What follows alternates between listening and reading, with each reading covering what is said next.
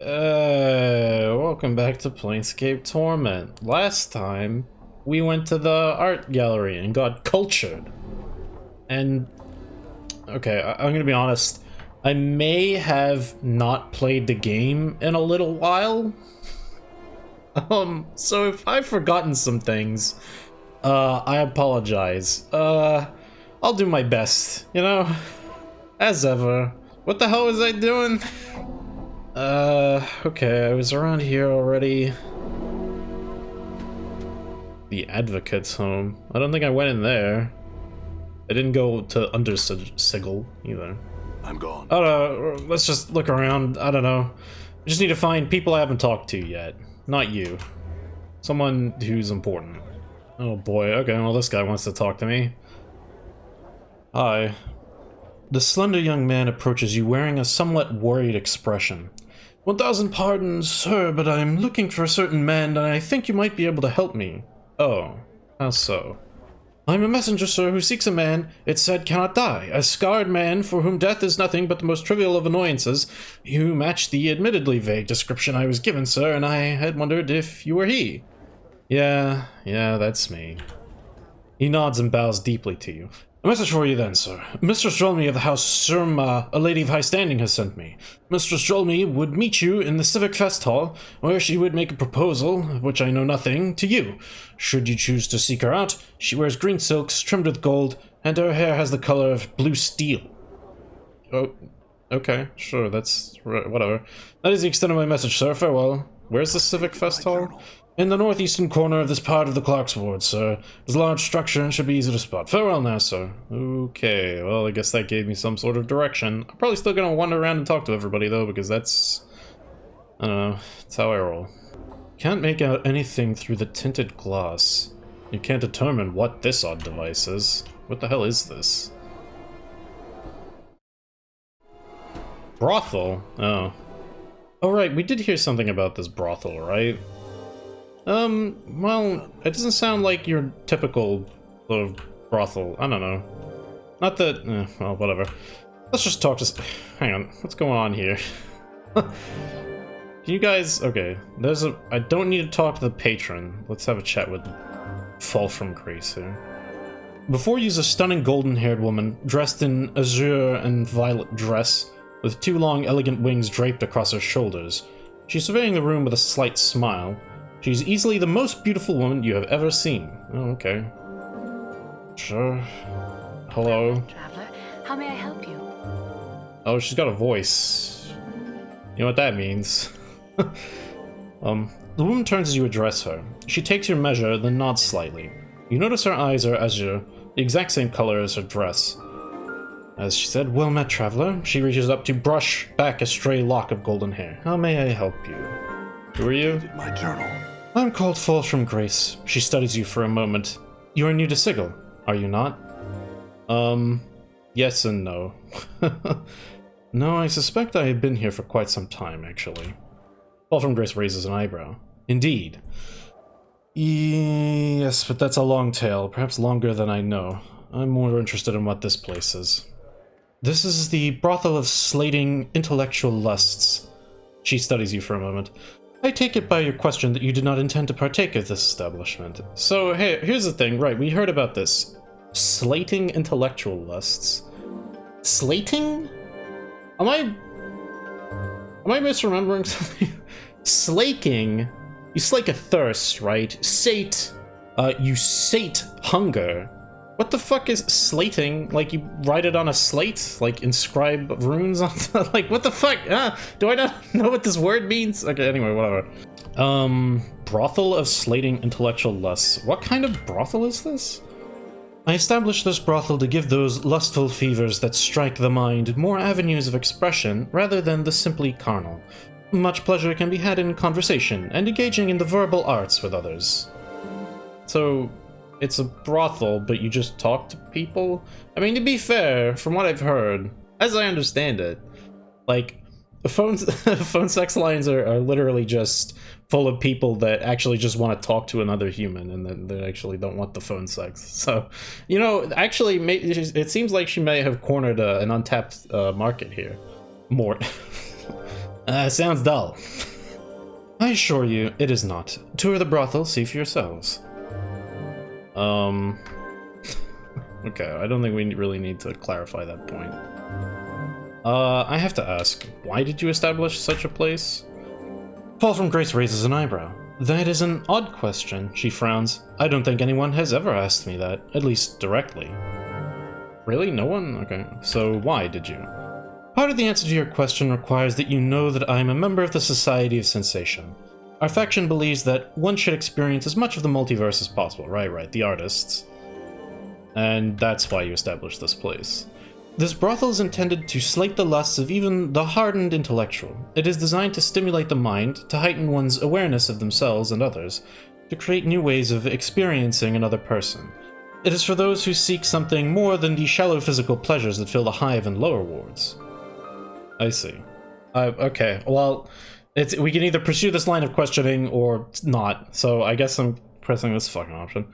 I see. So this establishment just encourages intellectual fencing rather than, well, the other kind of fencing. The women here must be special indeed. The women here are aspiring sensates. They have come to me in search of instruction, to prepare themselves to enter the faction. Also, many of them have a natural grasp of language that can shatter the crust of the most hardened individual. Do you only employ women? That seems kind of strange if the whole point is just talking to people. I don't know, maybe I'm stupid, but that seems strange. Sensates? So I ask about this. She bows slightly. Yes, I'm a member of the Society of Sensation. Yeah. The girls here are training to be sensates. Do you have to train to do that? Yes, I hope that by learning the art of language and its subtleties that the patrons and students here may learn more about themselves. One is only as limited as their command of the language. To be able to employ language to evoke emotion in others is a tremendous skill. Okay then, I guess I had some other questions. Alright, just everything, go through it all, one at a time. There's wings on your back. What are you? She's one of the fiends, one of the succubi she is. She'll take your measure, then she'll take your soul to the lower planes, so she will. Thanks Anna. Your companion is correct. Oh, okay. I'm a lesser Tanari, more specifically a succubus. She gives a soft sigh. I'm afraid we're a little too common in the lower planes and elsewhere for our own good. Most of my race spend their time seducing mortals with various pleasures of the flesh. And you... I'd like to think that I have distanced myself from that. It is ultimately a trivial and non-productive way for one to spend one's time here in the multiverse. There's much more to life, wouldn't you agree? I guess that's reasonable. Actually a succubus, okay. Alright, sure, whatever. I'm looking for help. Perhaps you can help me. Help? What kind of help were you looking for? I seem to have lost my memories. In so doing, I've lost myself. You have been stricken with amnesia. Fall from Grace looks pained. How terrible. Do you have any idea how it happened? Not really. At least, not that I can remember. I woke up on a slab in the mortuary, and everything before that is black. You awoke in the mortuary? I think the dustman mistook me for being dead, or I was dead, or something. All I know is that I regenerate wounds quickly. I could be immortal, but I don't even know that for sure. Oliver Grace seems to be appraising you with renewed interest. Those scars on your body, she reaches out a hand as if to touch you. May I? Sure. Wolfram Grace drags her finger across your chest lightly, tracing the edges of your scars and following the curves where they blend into some of your tattoos. She seems fascinated. These scars do look as if they would have taken several lifetimes to accumulate. They certainly do, though some are more recent. Wolfram Grace steps back. Some of these wounds would have been fatal to a normal man. She taps her chin, thinking. What do you intend to do now? I don't really know. For the moment, I'm just searching for clues to who I am and what happened to me. Oh wait, hang on, there's more options? No, okay, it's not that interesting. Wolfram Grace is still thinking, her finger tapping on her chin. I must say, I've never met a man who had lost himself in the literal sense. She raises an eyebrow. Forgive me, but your condition is intriguing. Well, I'm glad you think so. I have offended you with my words. Wolfram Grace bows her head. I give my apology, if you'll have it. Apology accepted. Wolfram Grace nods. If it will help, you're welcome to tour the brothel. Several of our students are well versed in the verbal arts. Perhaps some of them will be able to rekindle your memories. Okay. Updated my journal. Kind of thought she'd join my party or something, but you know what? That's fine, too. Go through everything. Can you tell me about the Sensates? The Sensates are the faction of Sigil that is devoted to experience. Without experience, without sensation, we are blinded to much of the multiverse. Thus, Sensates seek to experience as much as possible. When all is experienced, then the truth of the multiverse shall reveal itself. That's an interesting philosophy. Could I join? I don't really... I'm good. Have you ever heard of a night hag named Ravel? I'm familiar with the name. Fall from Grace pauses and thinks for a moment. Rumors cluster thickly about that name, and most tend to discount her as myth. But I suspect that she did exist, and that she made quite an impression in the cage during her stay here. She looks puzzled. Why do you ask? I'm looking for her. Grace raises an eyebrow. Truly? I find myself compelled to ask why. I need information that she has. Is this information available from no one else? I suspect only Ravel possesses the knowledge I need. Updated my journal. Grace rests her hand lightly on your arm. Consider this. If Ravel does indeed exist, then she's extremely powerful and cunning. If a fraction of the stories of her activities are true, then she's a creature that has discovered new meanings of evil. To search for her is not a quest to be undertaken lightly. I realize that. Do you know anything else about Ravel? She was said to be one of the hags of the Grey Waste, and that she was believed to possess powers and a cunning far beyond those of her sisters. She came to Sigil long ago, and in addition to the evils that she committed during her stay, rumor has it that her actions threatened the cage itself. Now she primarily exists only as fiction, a figure in children's stories. Grace pauses. I imagine the Lady of Pain dealt with her, as all threats to Sigil are dealt with. Right, we heard she got mazed, so... I still remember some things. How? Updated my journal. Ravel was most likely sent to a maze, one of the lady's prisons. Right, we sort of know about that. What's this Grey Waste? A blighted plain that lies effectively between Bator and the Abyss. It is frequently a battleground in the Blood War. Is there anyone else who might know about her? Someone in the Festal may know more of her. Okay. My journal. Oh, I can actually just ask her to come with me. Oh, I didn't see that down there. Okay, I guess whatever. We got space. Oh, Anna didn't like that. Anna stiffens, then starts muttering under her breath. Who says she'll be coming with us? We don't need the likes of her, says we don't. Mort. By that, fiendling! Mort clicks his teeth together. I'm all for the succubus coming with us. Powers know you're about as fun as passing a caltrop through your bowels. You pistol at your bone box skull, or I'll rat you so hard they'll be picking your teeth off the spire. Travel with you. Fall from Grace smiles slightly. She seems to be ignoring your companions. Hey, that's smart. Smarter than me, apparently. That's rather forward of you. You're a sensate. Surely there must be a limit to how much you can learn here. I think you would be surprised. If you want me to accompany you on your travels, I need a far more compelling reason than that. You mean you wouldn't be interested in traveling with an immortal amnesiac who's searching the plains for himself? Oh, I would be extremely interested, she smiles slightly. Such a suggestion is intriguing, make no mistake about that. Then you would like to travel with me, then? If you wish me to, then there's something you must do for me. There are 10 students in this establishment. I would like you to speak to all of them, then return to me with your thoughts. Then we shall see if we shall travel together or not. Okay. I guess that's what we're doing today. It took 15 minutes to get to this point. I'm not having 10 conversations within the confines of this episode, I don't think. Okay. Alright, guess I'm doing that. Ah, boy. Just go through them one room at a time. Probably try not to steal people's stuff. Eve's the tail chaser. This fetching young woman has a faraway look in her soft sea green eyes. Hello. Greetings, I am Eves.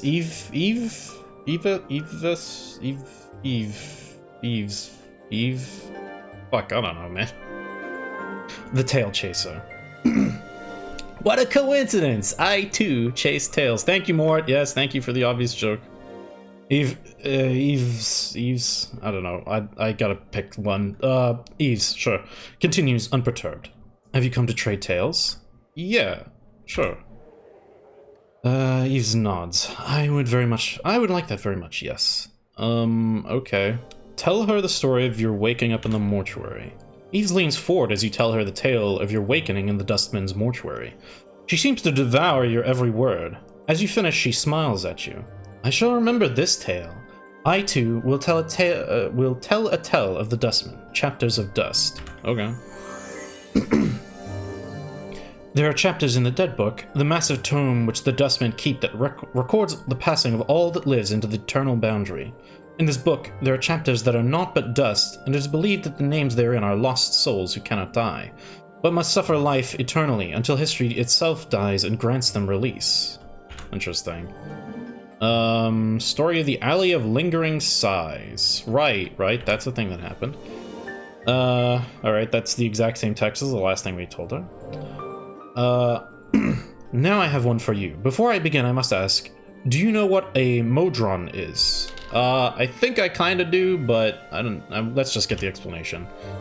Modrons are creatures of total law, almost more machinery than living things. There are many different sorts of modron, but all have their place in a very rigid, carefully organized hierarchy.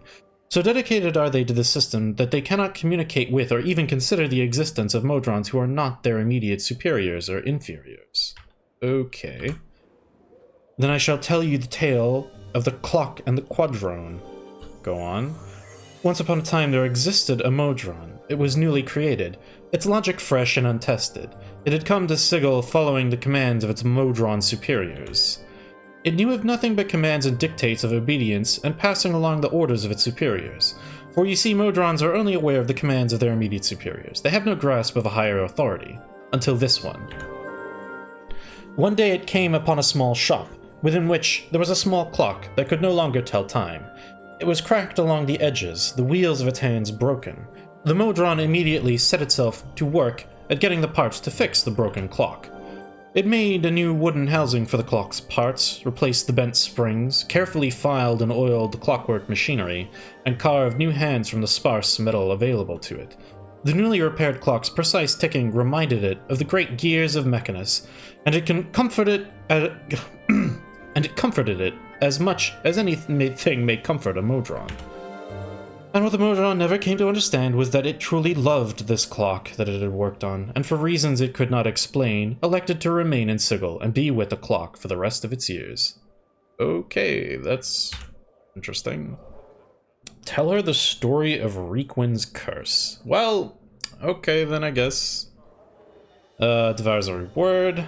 Now I have one for you, the Gilded Tale.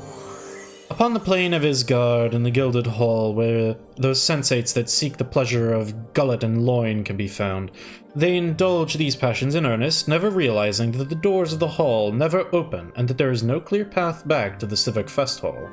They are the unwanted sensates, the ones that do not truly believe in the faction, but instead seek only pleasures for pleasure's sake. Are prisoners who do not realize they are such, truly prisoners? And I think that's about all I've got. Ask one of your companions if they have a story to tell. Ease waits for your story patiently. Mort, you have a story to trade? Me? Why do I have to tell us? Why? Oh, okay, that's not what. That was not the tone of the sentence. Never mind. Me? Why do I have to tell a story? Just tell a story, Mort. Fine. An elderly man was sitting alone on a dark path, right? He wasn't certain of which direction to go, and he'd forgotten both where he was traveling to and who he was. He'd sat down for a moment to rest his weary legs and suddenly looked up to see an elderly woman before him. She grinned toothlessly and with a cackle spoke. "Now your third wish, what will it be?" Okay. Third wish? The man was baffled. How can it be a third wish if I hadn't had a first and second wish? "You've had 2 wishes already," the hag said, "but your second wish was for me to return everything to the way it was before you'd made the first wish. That's why you remember nothing, because everything is the way it was before you made any wishes." She cackled at the poor Burke. So it is that you have 1 wish left. "All right," said the man. "I don't believe this, but there's no harm in wishing. I wish to know who I am." "Funny," said the old woman as she granted his wish and disappeared forever. "That was your first wish." You trying to say something more, huh? Fuck you. Alright, anyway. He smiled. An interesting tale, Mort, and now I've got one for you and your companions. The Fiend's Game. A fiend sometimes wandered the wilderness of a certain prime world in the guise of a friendly old man. One day he came upon some hunters in the wood. "What are you doing?" the fiend asked. The hunters told him, and the fiend nodded. "I have never been on a hunt before." The hunters invited the old man to come along, and the group eventually came upon a glade where several deer were grazing.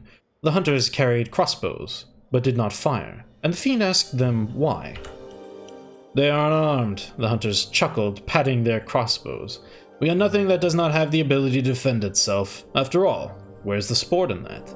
The fiend nodded at this and promptly gated in 3 of his fellows. The hunters led them on a merry chase, but eventually they were caught and eaten. The fiends? Wait, hang on. Okay, no, never mind. The fiends chased the hunters around and ate them. Okay. I guess that was the end of the story. Alright, fair enough. Let's see. Dakon, you in the business of storytelling? Dakon nods solemnly. "I shall impart the tale of Akali drowning." Oh god, get the Dakon voice ready. What was it like again? Oh, never mind. I don't have to. Never mind. We're good. Dakon tells the story of Akali. Akali. I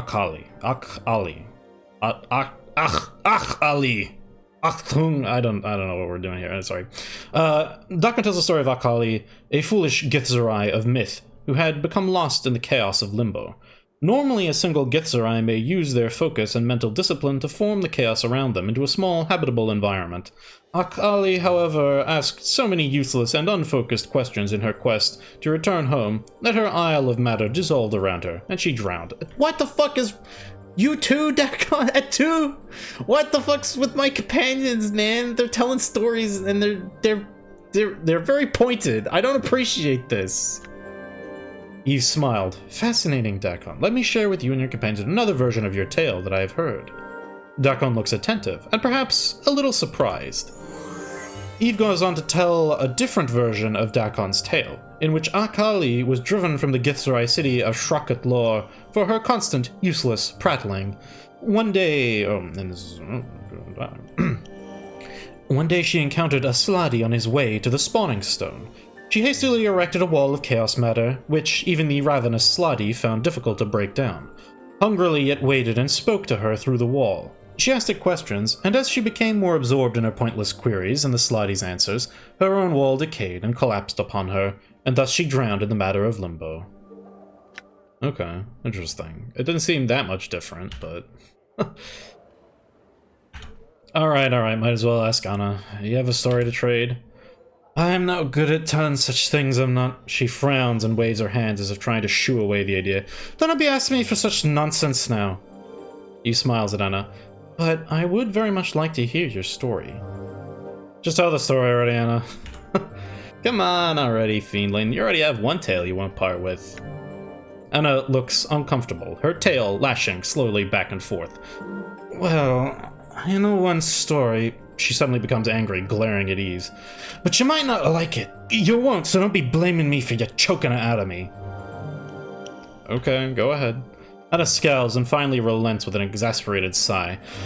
"I heard a story when I was a wee lass. This Spark's walking home real late near Empty Peak and passes an old toothless crone in a dark and otherwise empty street. 'Where you going?' she asks him. 'Home, to me wife and kit,' he says. 'Near the slags?' she asks him. 'Sure enough,' he says. So she asks him a favour, to take a box she's got to Dead's Pit and give it to the woman there. Now this Spark's a real sap, too nice to say no, despite the fact he's sure something's not quite right about this old crone, and agrees. But what's the woman's name?' he asks. 'Where'd she live? Where should I look for if she's not by Dead's Pit?' The woman hands him the box, a wooden thing wrapped in coloured cloth, and tells him to just go, and she'll be there. Finally she warns him, and whatever he does, do not open the box. So he takes it home with him and hides it in the rafters, thinking he'll bring it to Dead's Pit when it's lights out.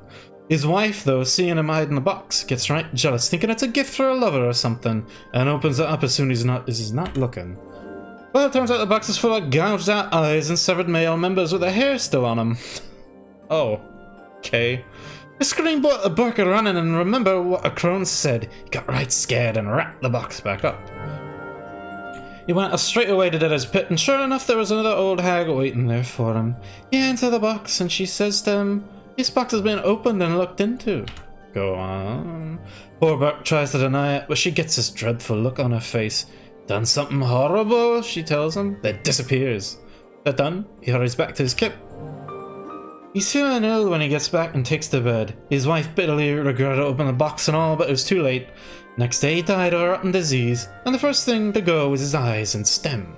Anna nods grimly, her tale complete. Okay, well that was weird. He smiles. It was a wonderful tale, Anna. You should never hesitate to share it. Now, I have one for you and your companion, the Parched Land. Once a large village was struck by a terrible drought. A farmer journeyed to the worshipping stone, and again implored it as to the cause of the drought. He asked the stone why it did nothing when the fields were parched and dying, why the animals and the people suffered while the stone did not a thing. "Have we not given enough offerings?" the farmer asked, begging almost upon his hands and knees. But the stone did not respond. It merely sat and cast its shadow. 'Cause it's a fucking stone! It didn't... Okay, yeah, alright, it's fine, alright. I think that's everything. I think I got everything. I have a question for you. Why are you called the Tail Chaser? Once upon a time, a girl came to an oracle who was rumored to know many things and asked of it a boon. Her life was in need of direction, so she asked this oracle as to what would give her purpose. Of course, we ask her a question and she gives us a story, but you know. Now, the oracle was not evil, but it was vague and tended towards drink, which caused it to be obscure in many matters of judgment and focus. Its only answer to the girl's question was that within one story that she would hear in her lifetime was the truth that she sought. The girl went off and collected stories which she chases to this day, not knowing which of the thousands hold the truth. Such is the danger of a foolish question and the wisdom of an unspoken one. Okay. What are you doing here? I collect tales and trade them with others who have tales of their own. Yeah, I gathered that. Can you tell me about this place? This is part of Mistress Grace's story, which is not mine to tell. She has said that when she nears the end of her years, she shall tell me, and only if I pledge never to share it with another. She hopes that she will never need to tell me her tale, for she hopes I will find my own story before that time, and leave this place. I think she fears my life will be squandered in searching for this tale and not acting upon what I already know. Eves sighs softly. But it cannot be helped. Your own story? Yeah, I got the story already. Eve, you look familiar. Is your mother named Ivana? Eve nods. Yes, but she and I no longer speak, just as I shall speak no more of her. I don't remember who that is! So, whatever. You know anything about Ravel Puzzlewell? The tale of Ravel Puzzlewell, frightener of children, begins and ends with a question. What can change the nature of a man? Many were the times she posed this riddle to those who approached her, those who sought to glean from her the strange magics that she alone seemed to possess. All attempted to answer her query, but to no avail. They found the price of their wrong answer to be some horrible fate, always more terrible than the last victims. To recount their various torments would be to speak of things that nightmares are woven from. The tale strikes me in this way. Ravel herself knew not the answer to this question, but she lusted for such an answer. Only the why of the matter remained in question. Why did the nature of a man matter to one of the Grey Sisters, especially to one of such power as Ravel? It is said that she put the question to the Lady of Pain, not directly, but shouted it to Sigil itself, daring for the lady to answer. When no reply was forthcoming, she wove terrible magics that threatened to open the cage and let the fury of the plains roll in like a wave. She received no answer other than banishment. To this day, no one knows the answer to Ravel's question, and now there is no one to petition, for Ravel herself is gone, lost to the plains. Updated my journal. I had another question. Wait, there is more. Though my tale ends with Ravel's demise, there are some that claim the hag still lives. There's a silent prostitute here who once talked of such things, but she speaks no longer. If she would speak to you, she might tell you more of Ravel. Oh, really? Are we really calling the employee, we're calling them prostitutes? Like, really committing to the bit on this one. Alright, whatever, fuck it. What about this silent prostitute? Echo? Eves frowns, thinking. I once heard a tale of a girl who knew the word that, if spoken, would undo the multiverse. Perhaps this is Echo. Ask Dolora, though. I understand that she sometimes meets with one who knew Echo before she stopped speaking. Oh, maybe she's not here. Alright. She's not just, like, one of the... She's not named, like, Harlot on the overworld, and, like, we just have to find the right one. Like, that's the thing? That would be fucked up. Oh, no. Okay, I think that's everything. I think that's everything. Oh my god. My skills have increased. And Mort got a level up out of it. Alright. I think I've got the... I think I could talk to like one more person probably, so I guess it's you. Addertongue? Kimaxi Addertongue, that's her name. I've never seen something so disgusting. Oh good, good start there, alright. The wild-looking tiefling girl meets your gaze with an angry scowl. I feel like we've got this covered already, man. Like, do we need another one of these? Fucking hell. Her tattooed body is practically naked, covered only by a narrow leather thong, a black cloth brassiere, and armored shoulder pads that appear to serve more as decoration rather than actual protection. Well, I guess at least we're not pretending on that front. Her spiked hair, as well as the thin fur that covers her goat-like legs, is brassy white, and numerous silver rings dangle from her ears, nostrils, lips, and brow. She wears a leather collar around her throat with the inscription Kimaxi Addertongue. Oh, this is going to be fun, isn't it? Hello. Kimaxi bares her teeth at you. Just what are you looking at, you banged-up sod? My friend thought you were attractive, but whoa, was he ever horribly mistaken. Shut up, Mort, you're not helping. She sneers at Mort, then looks below him, where a body would normally be. Sharp tongue for a stemless debtor. That's enough. Let them keep at it. Yeah, you know what? I'm not getting involved in this. Like I'd let mine anywhere near if I had one. What? Did you hear the word brothel and think you could make some jink here, you flea-bitten gutter whore? Ha! Can't believe they even let you in the door with all those ticks hopping off your shaggy legs. Jesus fucking Christ. Alright, you gotta respond to this. I guess they are both aficionados of the insult, so I suppose this is maybe a fortuitous occasion for them. Ticks! Only annoying insect around here is you! She suddenly turns to you. Hey! You here to talk to me or what? Or what? What else can I do with you? No, okay. Yeah, no, I had some questions. The tiefling rolls her eyes. What makes you think I care? Why don't you lick my backside? My tongue's not wide enough, and I don't like hair in my mouth. Okay, I guess. Well, you seem to like the taste of offal in your mouth, you dung-breathed cretin. This is her thing. She just insults. You start having an insult thing. You do the thing. Okay, fine, whatever. Only because it's like kissing you, you mangy stink pot. I don't know if this is the direction I really want to go with this, but I guess whatever. Kiss me? She makes a retching sound. I'd rather kiss a bloody massive phlegm than lay my lips on you. No thanks. Don't thank me. Thank the power someone actually wants to kiss you.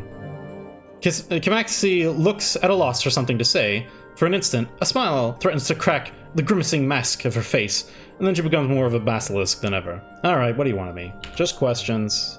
She looks annoyed. Fine, whatever. Ask. Who are you? My name? Uninterested. I can guess yours, though. Scarbunch, get out of here before I put a fire under your arse. Okay, then. What are you doing here? Not you, that's for certain. She smirks at you. I'm contemplating the best way I can tell you to pike off next. Great. Cool. Say, can you teach Mort here to be more abusive? She raises her eyebrows. Now that's an unusual request. I don't know, seems pretty foul-mouthed already. He seems pretty foul-mouthed. Kimaxi Bladderdung, you scruffy goat-gammed harlot. You wish you had legs like mine, you pitiful wretch of a bone box. I can walk, run, dance. What do? Bob around, wishing you had a pair, goats or otherwise. The two of them lay into one another, exchanging barbed, blistering insults, and clashing with razor-edged tongues. Wait for it to end. At last, the two stop their bickering, and eerie silence settles over them as they eye one another hatefully. Finally, the tiefling makes a grudging admission to Mort. You're not bad, really. Not bad at all. Better than you, perhaps? Mort waggles his eyebrows at her. Eh? Kimaxi narrows her eyes at Mort. Don't push it, skull. Oh, it's alright. I won't, Tiefling. I will admit, I might have learned a thing or two, though. Good thinking, Chief. Sure thing, Mort. And Maxie turns to you. Is that all you wanted? I'm not spending any more time near you than I have to. More questions. You know anything about the silent prostitute? What, that echo chit? Don't know nothing about her. Don't talk to the girl. I mean, why? Not like she can talk back. Ask Frigid Delore about her. I think I saw her playing Go with an old crush Echoes back from when she could talk. You know anything about Ravel Puzzlewell? What would I know about her? I look like a scholar or something to you. Go ask someone more learned. Maurice, she'll probably have at least one story about her in that pile of tales she cares about in her bone box. Oh, and squat on a halberd while you're at it. Great. Thanks, cool. Alright, pleasure talking with you. So that would be 2 out of the 10 people in here we need to talk to. You know what? Like, it's interesting at least. You know, but like, oh god. You know, anything that keeps me away from having to do more combat, I guess I'm okay with. Alright. Next time, more of this. We'll see how many more we can get done in one part. I'm gonna guess it's gonna take more than a single episode, though. Alright. See you then.